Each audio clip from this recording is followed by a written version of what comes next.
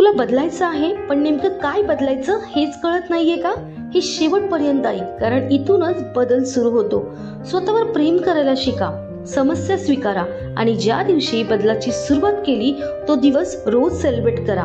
या विचारांसोबत जगा. मला बदलायचं आहे, मला आयुष्य पलटायचं आहे, आयुष्यात सगळं शक्य आहे हे मान्य करून पुढे चाला. जे हवंय ना त्याच्यावर सातत्याने फोकस ठेवा. फोकस बदलला तर आयुष्य बदलतं. एक साधं उदाहरण देते. जर एखादं रोप मारायचं असेल तर काय करतात? पाणी देणं बंद करतात आणि ते हळूहळू मरतं. आपल्या आयुष्यातही काही सवयी, काही विचार असेच आहेत. जे आपल्याला बदलायचे आहेत त्यांना लढवू नका, फक्त इग्नोर करा.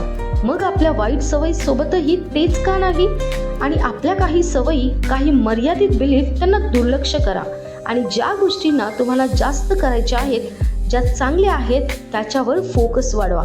जे चांगलं आहे ते वाढवा, जे चुकीचं आहे ते आपोआप कमी होईल.